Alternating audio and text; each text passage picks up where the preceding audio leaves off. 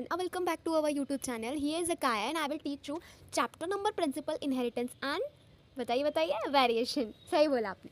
सो हम पढ़ने वाले हैं हमारा प्यारा सा चैप्टर जेनेटिक्स। बहुत प्यारा एक्सरसाइज है, बहुत ही प्यारा है, जिसमें हम पढ़ते हैं क्या क्या है, हेरिडिटी, जेनेटिक्स, वेरिएशंस, कैसे कैरेक्टर्स आते हैं, जीन कैसे आते हैं, मेंडल ने क्या किया, कौन कौन से एक्सपेरिमेंट किए, बहुत सारी चीज़ें हम पढ़ने वाले हैं। तो प्लीज़ इतनी एक्साइटमेंट के साथ हम चैप्टर को स्टार्ट करेंगे और ख़त्म भी करने वाले हैं। So please don't be think कि हम कुछ और पढ़ेंगे, ठीक है। अभी हम फटाफट से इस चैप्टर को कंप्लीट करने वाले हैं, not in one shot but कुछ ब्रेक करके पार्ट वाइज में हम इस पूरे चैप्टर को कंप्लीट करेंगे इन 15 डेज। तो आइए स्टार्ट करते हैं अभी के लेक्चर से। सो बेसिकली हम टर्मोलॉजी की बात करें तो या फिर हम जो भी जेनेटिक्स में कॉन्सेप्ट्स यूज़ करने वाले हैं उनके कुछ टर्म्स को पढ़ें। तो सबसे पहले टर्म्स हमारा आ जाता है जेनेटिक्स। आखिर ये जेनेटिक्स होता क्या है? Genetics the study of an heredity and a variation. देखो, जब हम किसी भी हेरिडिटी या फिर वेरिएशंस के बारे में पढ़ते हैं उस पूरे टर्म को मिला करके हम जेनेटिक्स कहते हैं, ठीक है। अब आप पूछोगे दीदी ये हेरिडिटी क्या होता है, दीदी वेरिएशन क्या होता है, तो आइए आपके क्वेश्चन पूछने से पहले हम आंसर रेडी करके रखते हैं। हेरिडिटी क्या होता है? Transmission of an character from parents to offspring one generation to another. देखो, हेरिडिटी का मतलब सिंपल सा यही होता है, जब हम कैरेक्टर्स को पेरेंट्स से बच्चे यानी ऑफस्प्रिंग का मतलब होता है बच्चा, जैसे आप अपने मम्मा पापा की क्यूट से बच्चे, उसी तरीके से हम हमारे पेरेंट्स से कुछ कैरेक्टर्स जब ट्रांसफ़र होते हैं किसमें, ऑफस्प्रिंग में, हम में, उस ट्रांसमिशन को हम हेरिडिटी कहते हैं। यानी एक जनरेशन से दूसरे जनरेशन से हमारे उसको पीढ़ी कहते हैं। देखो, कभी कभी लोग ऐसा बोलते हैं हमारे पास इतना पैसा है कि हम 2 पीढ़ी खा सकते हैं। 2 पीढ़ी का मतलब होता है जनरेशन का मतलब जैसे मैं एक जनरेशन और हमारा आने वाला बेबी जो है वो दूसरा जनरेशन है। उसी तरीके से ये जनरेशन पहला है, मतलब हमारे मम्मा पापा से हमारे कैरेक्टर्स, हमें जो कैरेक्टर्स आए हैं हमारे मम्मा पापा से आए हैं, उस टर्म को हम क्या कहते हैं, हेरिडिटी। अब आप बोलोगे दीदी ये कैरेक्टर क्या होता है, सो थोड़ा सा सब्र कर लो, हम आगे वो भी टर्म्स पढ़ेंगे। वेरिएशंस पढ़ लेते हैं। देखो, वेरिएशन का मतलब होता है वो डिग्री ऑफ चेंजेस जो हमारे पेरेंट्स से हमें नहीं मिल पाया। जैसे कि हमारे पेरेंट्स, मान लो हमारी पेरेंट्स जो है उनके बहुत दाढ़ियाँ आती है, बियर्ड्स, हमारे पापा के बहुत सारे बियर्ड्स आते हैं, लेकिन उनका लड़का जो हुआ उसमें कम बियर्ड्स आते हैं, तो मतलब वो जो चेंज आया है उसी को हम क्या कहते हैं, वेरिएशन। या फिर हम बोल लेते हैं मम्मी हमारी बहुत ज़्यादा मासूम है, बहुत ही ज़्यादा गुस्सा नहीं करती है, लेकिन अगर वहीं जो लड़की आई या लड़का आया काफ़ी गुस्सैल है, काफ़ी एग्रीनेस उसमें भरा है, बहुत एंगर है, तो वो एक वेरिएशन होगा। तो degree of changes by which progeny differ from their parents. अपने पेरेंट्स से बच्चा जो जिस डिग्री पे अलग होता है उसी को हम बोल देते हैं लाइक क्या बोल देते हैं, वेरिएशन, तो हम दे देते हैं, ठीक है गाइस। एंड तो अब वेरिएशन का मतलब होता है गाइस, सो वेरिएशन का मतलब हमने समझ लिया। अब जो जेनेटिक्स के फादर है ना, उनका नाम है ग्रिगोर जॉन मेंडल, जिनको हम प्यार से मेंडल बुलाते रहते हैं, ठीक है। क्या बुलाते हैं? मेंडल। जेनेटिक्स का जो टर्म दिया गया था ना वो बेटसन के द्वारा दिया गया था, तो इसको अच्छे से रट लियो। टर्म एंड जॉन मेंडल क्या होता है? Father of genetics. इनहेरिटेंस क्या होता है? Process by which a character transfer from their parents to offspring. Heredity and inheritance same ही होता है गाइस। देखो, अभी हम बात कर रहे हैं कैरेक्टर की, तो कैरेक्टर्स जाते कैसे हैं, हमारे पेरेंट्स से हमारे में कैरेक्टर्स आते कैसे हैं।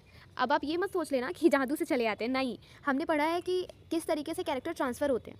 सेकंड चैप्टर में पढ़ा था सेक्सुअल रिप्रोडक्शन में कि किस तरीके से ट्रांसफ़र होता है स्पर्म एंड ओवा के द्वारा। वही लिखा हुआ है कि फादर से जो कैरेक्टर्स हमारे में आते हैं उस स्पर्म के थ्रू आते हैं, एंड मदर से जो आते हैं वो एग के थ्रू आते हैं, डीएनए के थ्रू ट्रांसफर हो जाते हैं, जिसमें कि हमें कैरेक्टर्स मिल जाते हैं। अभी देखो कैरेक्टर्स क्या होता है। कैरेक्टर्स देखो इंडिविजुअल एक कैरेक्टरिज्म है, जैसे कि हमारा लंबा होना या फिर हमारा गोरा होना, मतलब एक कैरेक्टर ले लेते हैं हम। एक पेड़ है जो काफ़ी लंबा है, एक पेड़ है जो काफ़ी मोटा है, तो ये जो टर्म है ना, जो टर्मिनोलॉजी हम यूज़ कर रहे हैं किसी भी एक स्पेसिफिक चीज़ को बताने के लिए, जैसे कि ये रास्ता, जैसे मान लीजिए हमें जाना है इलाहाबाद, तो इलाहाबाद एक कैरेक्टर है। अब इसके रूट्स बहुत सारे हो सकते हैं, जैसे कि हम जा सकते हैं जौनपुर से इलाहाबाद जा सकते हैं, मतलब इसके रूट्स अलग अलग हो सकते हैं, तो उसको हम ट्रेड कह सकते हैं। 2 रूट हैं तो उसको हम ट्रेड कह देंगे। उसी तरीके से कैरेक्टर होता है। मान लीजिए कि हम बहुत गोरे हैं, अगर हम एक कलर को लेकर टर्म्स ले लें जिसको हम कैरेक्टर बोल रहे हैं। देखो, अगर हम कलर को एज अ कैरेक्टर ले लेते हैं, ठीक है, तो इसके हमारे पास ट्रेड 2 तरीके के आ जाते हैं। सबसे पहला ट्रेड हमारे पास ये आ जाता है कि हो सकता है ये बहुत गोरा होगा, हो सकता है ये काला होगा। ये 2 ही टर्म्स आते हैं ना। इसके बीच में कुछ टर्म्स आ जाते हैं, जैसे कि काफ़ी बहुत ज़्यादा गोरा है, बहुत काला है, कम काला है, मतलब ये 2 टर्म्स आते हैं। तो ये जो कलर है ना ये कैरेक्टर है, एंड ये जो गोरा होना, जो काला होना है ना, ये हमारे पास ट्रेड्स हैं। उसी तरीके से जब हम प्लांट्स की बात करते हैं तो प्लांट्स में हम एज ए कैरेक्टर, मान लीजिए हम हाइट ले लेते हैं, तो हाइट 2 तरह के हो गए ना, एक ड्रॉफ हो गया काफ़ी मतलब छोटा है एकदम बौना सा, और एक हो गया टॉल जो काफ़ी बड़ा है, तो ये हमारे पास कैरेक्टर्स हो जाते हैं। हाइट हमारा कैरेक्टर हो गया, ठीक है। उसी तरीके से कलर ले लिया तो ग्रीन हो गया या फिर पर्पल हो गया, फ्लावर का कलर ले लिया, सॉरी फ्लावर का कलर हो गया तो वायलेट हो गया या पिंक हो गया, तो ये हमारे पास कैरेक्टर्स आ जाते हैं। देखो, डाइप्लॉइड क्या होता है? डाइप्लॉइड का मतलब होता है 2n का मतलब क्या होता है? मतलब हमारे पास जो कैरेक्टर्स है ना, वो हमारे पास कितने पेयर्स क्रोमोसोम प्रेजेंट है। देखो 46 क्रोमोसोम्स होते हैं ह्यूमन सेल्स में, हमको पता है स्किन में। ये पेयर्स में 23 होते हैं, क्योंकि एक क्रोमोसोम पेयर बना के रखता है, देख रहे हो, एक क्रोमोसोम पेयर बना के रखता है। तो पेयर्स की बात करें तो 23 पेयर्स होते हैं, 2 कॉपी ऑफ सेम क्रोमोसोम्स, समझ रहे हो, सेम क्रोमोसोम है ना, इसकी ही 2 कॉपी बनती हैं, दोनों साथ में रहते हैं। उसी तरीके से ये देखो, ये जो होते हैं ये कुछ इस तरीके से होते हैं, देख रहे हो ऐसे। तो ये देखो 2 कॉपी हो गई ना, तो इसी तरीके से कैसे होते हैं 23 पेयर्स होते हैं, 1 कॉपी ऑफ ईच क्रोमोसोम, तो इसको हम एन बोल देते हैं, हैप्लॉइड बोल देते हैं। जैसे कि गैमेट स्पर्म सेक्स जो होते हैं हैप्लॉइड होते हैं, 23 होते हैं, ठीक है। 23 का लाइक पेयर्स को हाफ कर देते हैं तो 23 बचते हैं। अगर हम होमोलॉगस, होमो का मतलब होता है सेम, अगर हम होमोलॉगस क्रोमोसोम्स की बात करते हैं तो जब सेम पेयर के क्रोमोसोम मिलते हैं उनको हम होमोलॉगस क्रोमोसोम्स कहते हैं। अलग अलग पेयर के मिलते हैं तो उनको हम क्या कहते हैं, नॉन होमोलॉगस बोल सकते हैं या हेटेरोजेनस क्रोमोसोम्स भी बोल सकते हैं, ठीक है। अगर हम जीन्स की बात करते हैं तो डीएनए का वो सेगमेंट जो कि कंट्रोल करता है पार्टिकुलर कैरेक्टर को। मान लीजिए ये हमारे पास एक डीएनए है, ठीक है, सॉरी क्रोमोसोम है, क्या है गाइस, हमारे पास ये क्रोमोसोम है, ठीक है, हमारे पास ये क्रोमोसोम है। क्रोमोसोम के मान लीजिए कि हमारे पास एक क्रोमोसोम में 2 जीन प्रेजेंट हैं, हमारे पास एक क्रोमोसोम में 2 जीन प्रेजेंट हैं, जो कि यहाँ पे एक जीन लोकेटेड है और दूसरा जीन यहाँ पे। ये वाला जो जीन ऊपर वाले में लोकेटेड है ना, ये मान लीजिए कैरेक्टर हाइट के लिए है एंड ये वाला मान लीजिए कलर के लिए है। तो हर एक क्रोमोसोम में कितने भी जीन प्रेजेंट हो सकते हैं, ठीक है, 23 पेयर्स होते हैं क्रोमोसोम्स के ना।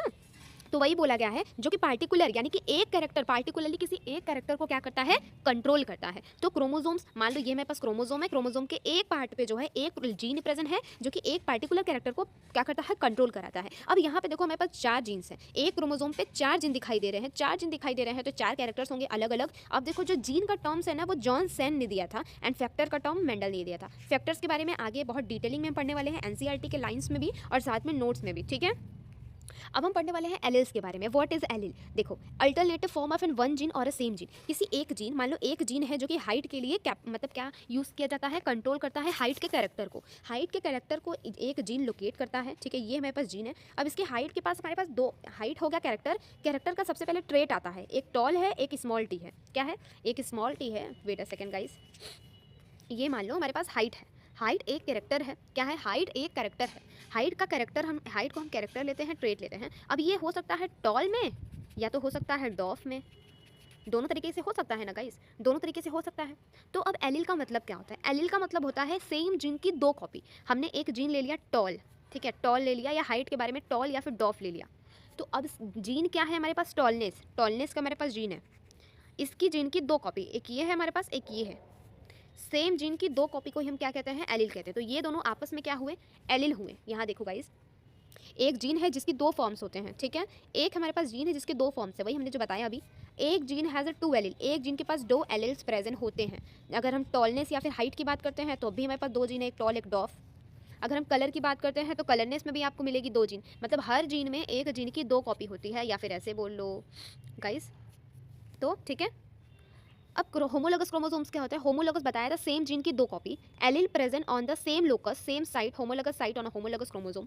सेम जीन की 2 कॉपी, होमोलोगस क्रोमोसोम का भी होता है, सेम जीन की 2 कॉपी को हम होमोलोगस क्रोमोसोम्स कहते हैं। एलिल के पेयर्स होते हैं, यहाँ पे आप एलिल्स की बात कर रहे हैं तो एलिल की 2 कॉपी सेम होनी चाहिए, ये सॉरी सेम होने चाहिए इन द सेंस कि चाहे वो टॉल टॉल ही हो चाहे वो टॉल डॉट ड्रॉफ ही हो, मतलब दोनों ही एलिल्स ये आपस में एलिल कहलाते हैं। तो ये दोनों एलिल सेम होने चाहिए, तो वही बोला गया है ये कौन से हो जाएंगे, होमोलोगस क्रोमोसोम। अगर हम हेट्रोजीनस क्रोमोसोम्स की कंडीशंस की बात करें क्रोमोसोम्स में, तो हेट्रोजीनस में माना जाता है कि दोनों की कॉपी जो होती है, एलिल जो होते हैं वो अलग अलग होते हैं। ये दोनों एलिल जो होते हैं अलग अलग होते हैं। तो ये देखो गाइस, ये अलग अलग एलिल प्रेजेंट है, ठीक है। अब अगर हम डोमिनेंट टर्म्स की बात करते हैं, जो बड़ा वाला टी है कैपिटल टी, वो डोमिनेंट है। डोमिनेंट मतलब ताकतवर है। अब मान लीजिए मैं बड़ी बहन हूँ और मेरी छोटी बहन है, अगर मैं घर से थोड़ी दिन के लिए बाहर चली जाती हूँ तो मेरी छोटी बहन की चल सकती है, लेकिन अगर मैं घर पे हूँ ना तो मेरी छोटी बहन की नहीं चल सकती, क्योंकि मैं उससे बड़ी हूँ तो मेरी बातें ज़्यादा मानी जाएंगी। उसी तरीके से जब तक टॉल वाला प्रेजेंट होता है, डॉफनेस यानी जो छोटा वाला टी है उसका नहीं चलता, वो ताकतवर उसके सामने नहीं है, ठीक है। मान लीजिए जैसे कि एक मगरमच्छ है और साथ में एक क्या है, बहुत बड़ा हाथी है, तो मगरमच्छ के सामने हाथी की चल जाएगी, लेकिन वहीं अगर हम बात करें मगरमच्छ के सामने हाथी की ऑफकोर्स चलेगी, लेकिन बाई चांस उस जंगल में हाथी की कमी हो गई, हाथी प्रेजेंट नहीं है,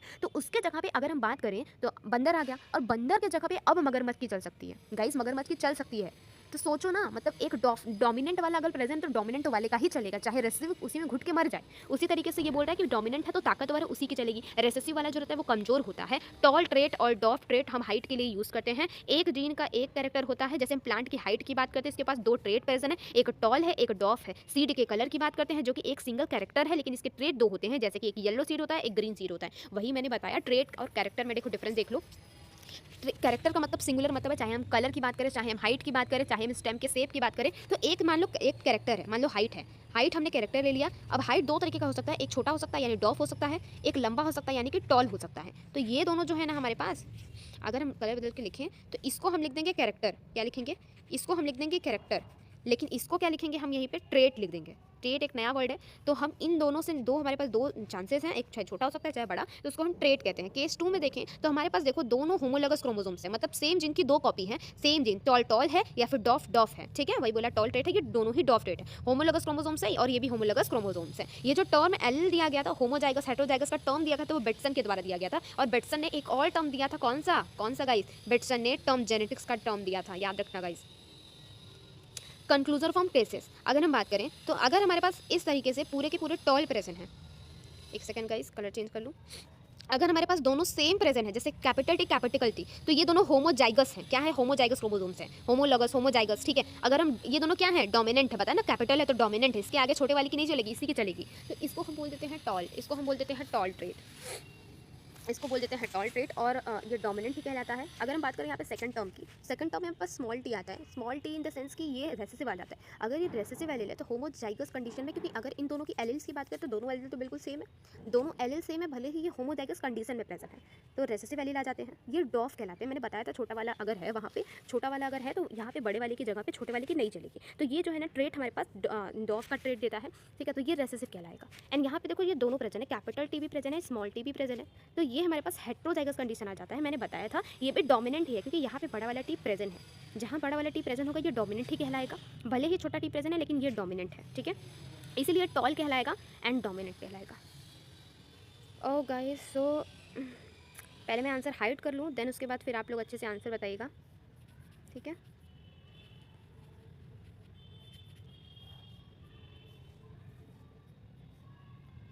इतने शांत मत रहिए गाइस, कुछ तो आंसर दीजिए, ये क्या हो गया।